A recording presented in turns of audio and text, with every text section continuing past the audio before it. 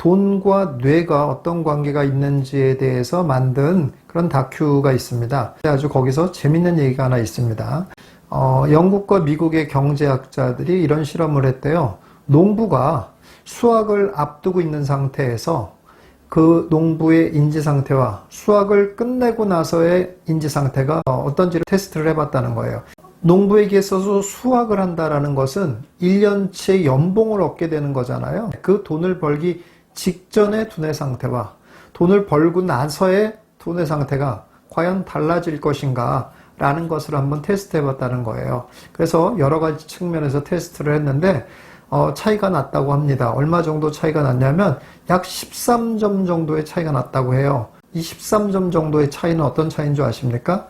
정상인과 알코올 중독자의 인지 능력의 차이 정도라고 합니다. 놀랍지 않습니까? 다시 말해서 돈이 없을 때의 두뇌 상태와 돈이 있을 때의 두뇌 상태는 굉장히 큰 차이를 보인다는 거예요. 우리는 그걸 인정하지 않고 싶겠지만 사실은 과학적으로도 이러한 것이 이미 증명이 된 그런 상태라는 겁니다. 근데 왜 이런 일이 벌어지냐면 우리의 뇌는 돈을 어떻게 인식하냐면 돈을 생존이라고 인식을 한다는 겁니다. 그렇기 때문에 돈에 쪼들리면 내가 생존에 대해서 지금 압박을 받고 있구나라고 인식을 한다는 거예요. 그래서 오직 생존할 수 있는 거로만 머리가 다 쏠린다는 거예요. 그래서 매우 편협한 사고를 하게 된다는 겁니다. 생존에 몰두하는 바람에 주변의 상황들을 인식하지 못해서 아주 편협하고 잘못된 선택을 하는 경우가 오히려 상당히 많다라는 겁니다. 다시 말해서 그냥 쉽게 말해서 돈에 쪼들리면 바보가 되는 겁니다. 근데 이러한 것은 우리가 꼭 이렇게 실험을 안 해봐도 우리의 그런 현실 사회에서도 굉장히 많이 느끼는 겁니다. 특히 저 같은 경우는 그런 분들을 너무 많이 상담을 하니까 더욱더 많이 느낍니다. 대단한 학교를 나오고 대단한 기업에 임원까지 지내셨던 분들이 상담을 하러 왔는데 내용을 보니까 말도 안 되는 상가를 계약했다라든지 또는 말도 안 되는 사업을 벌이게 됐다라든지 이런 것들. 그러니까는 그냥 보통 사람들, 내가 사업에 대해서 잘 모르고 또 부동산에 대해서 잘 모르고 그런다고 해도 저런 건 하지 말아야지라고 한다는 정도, 그런 거를 선택하는 그런 경우가 굉장히 많이 있더라 이런 얘기입니다. 왜 그런 일이 벌어졌을 것 같아요? 뇌가 쪼그라들어서 그래요. 돈의 압박을 받으니까 뇌도 같이 쪼그라듭니다. 그래가지고 그런 선택을 본인 생각에는 계속 심사숙고해가지고 이것도 알아보고 저것도 알아보고 해가지고 더 굉장히 괜찮은 선택을 한 줄 알았겠지만 사실은 절대 그렇지 않다라는 겁니다. 이미 뇌는 돈이 부족한 그 순간부터 생존 본능이 발동하면서 그러면서 편협한 사고를 어떻게 하면 벗어날 수 있을까? 여기서 몸부림치면서 벗어날 수 있을까? 이런 생각을 하지 이성적인 판단을 하기가 어려워지는 그런 상황이 발생하게 된다 이런 얘기입니다. 얼마 전에 장안에 화제를 일으켰던 국민 드라마인 폭삭 속았수다에도 그런 장면이 나오죠. 관식이가 여러 가지로 경제적인 압박을 받다 보니까 부동산 업자 말에 속아 넘어가서 말도 안 되는 가게를 계약하는 그런 장면이 나오지 않습니까? 그게 특별한 일이 아니라는 겁니다. 경제적인 압박을 받게 되면 말도 안 되는 얘기를 자기 나름대로는 굉장히 신경 쓰고 했다라고 생각을 하고 결정을 한다라는 겁니다. 왜 그런 일이 벌어져요? 뇌가 그렇게 시키기 때문에 그렇습니다. 뇌는 왜 그래요? 뇌가 경제적인 압박을 받으면 쪼그라들어가지고 그런 결정을 할 수밖에 없게 된다 이런 얘기입니다. 그래서 제가 손해보고 팔지 말라고 얘기를 많이 하는 겁니다. 손해보고 팔면 괜찮을 것 같죠, 본인 생각에는. 왜냐하면 이제 어차피 희망도 없는 거니까 손해보고 팔면 되지 이렇게 생각을 할 수 있는데 현실은 정말 그렇지 않더라는 거예요. 왜냐, 손해보고 팔고 나면 뭔가 그 다음에 선택을 해야 되잖아요. 근데 그 선택이 더 나쁜 선택을 하는 경우가 굉장히 많더라 이런 얘기입니다. 그래서 좀 힘들더라도 웬만해서는 손해보고 팔지 않는 게 맞는 겁니다. 손해보고도 팔아도 되는 경우는 내가 다른 데서 진짜 이득이 나서 이 정도 손해는 괜찮아 하는 정도거나 정말로 내가 손해봐도 괜찮은 수준이라는 게 있잖아요.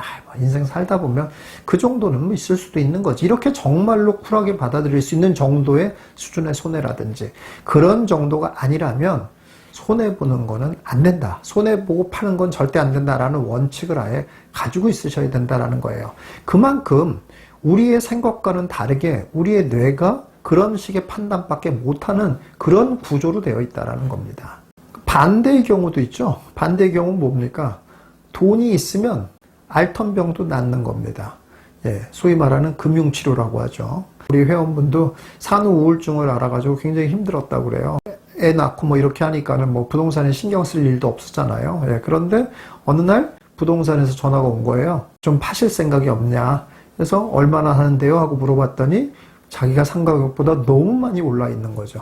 그래서 그 얘기를 듣는 순간 어떻게 됐어요? 완전히 산후 우울증을 싹 치료받게 됐다. 그 얘기를 하더라고요. 실제로도 심리학자들이 이런 테스트도 해봅니다. 통증이 있는 사람들에게 돈을 세보라고 이렇게 했대. 그럼 통증이 줄어든답니다.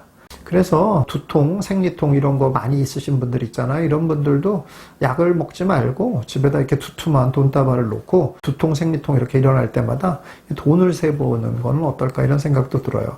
저한테도 해당이 됩니다. 제가 조금 잠에 약간 문제가 있거든요. 그래서 저도 잠자기 전에 돈을 좀 이렇게 막 세고 잠을 자려고 지금 생각을 하고 있습니다. 이렇게 돈이 주는 힘이라는 것이 이렇게 강합니다. 그런데 이 돈이 주는 힘이 이렇게 강하다는 것을 갖다가 우리가 알고 있다고 생각하는 것도 착각이에요. 이렇게 강하고 내 뇌를 이렇게 내 생각과는 다르게 조종할 정도로 강한 능력이 있는 게 돈이란 말이에요. 근데 우리가 이러한 사실을 알면은 우리가 어떤 준비를 해야 될 것인가가 분명하게 나옵니다. 어떤 준비를 해야 돼요? 그렇습니다. 돈을 많이 벌어야 돼요. 그리고 돈 때문에 평생 압박받는 일이 없도록 만들도록 노력을 해야 됩니다. 물론 그런다고 다 되는 건 아니지만 그래도 최대한 노력을 해야 되는 게 맞죠. 그런데 더 중요한 건 뭐냐면 현금 흐름이라는 겁니다. 돈의 압박을 안 받는다는 것은 기본적으로 현금 흐름이 좋아야 돼요. 근데 현금 흐름이 안 좋으면서도 나는 부자야 라는 것만 갖고 있어도 굉장히 큰 위안을 받을 수 있는 건 맞습니다. 그러나 그런 위안에도 한계가 있어요. 실제적으로 현금 흐름이 원활하지 않게 되면 결국은 압박을 받게 되고 내 뇌는 또 본능적으로 이렇게 압박을 받게 되면 생존의 위협이 생겼구나 라고 생각을 해서 엉뚱한 선택을 하게 되는 일이 벌어진다 이런 얘기예요. 그래서 우리가 평생 돈의 압박을 안 받을 수 있는 그런 구조를 만드는 거에 매우 많이 신경을 써야 된다는 얘기입니다. 여러분들, 제가 왜 이런 얘기를 하겠습니까? 계속 제가 강조하는 얘기지 않습니까?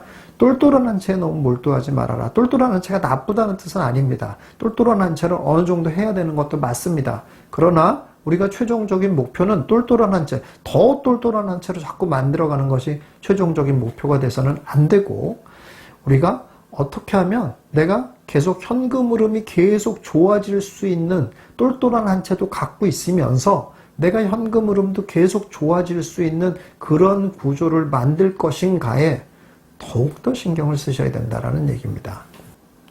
돈에 있어서 잘못된 판단을 하게 되면 평생 모은 돈을 단 한 번의 잘못된 판단으로 날려버리게 됩니다. 그러니 여러분들 돈에 압박받지 않는 구조를 만들려고 하는 노력, 이 노력이 얼마나 중요한가라는 걸 여러분들이 잘 인식하시고 어떻게 하면 그 길을 갈 수 있을까? 어떻게 하면 그 시스템을 만들 수 있을까를 더욱더 신경 쓰시는 여러분들 되시기 바라겠습니다.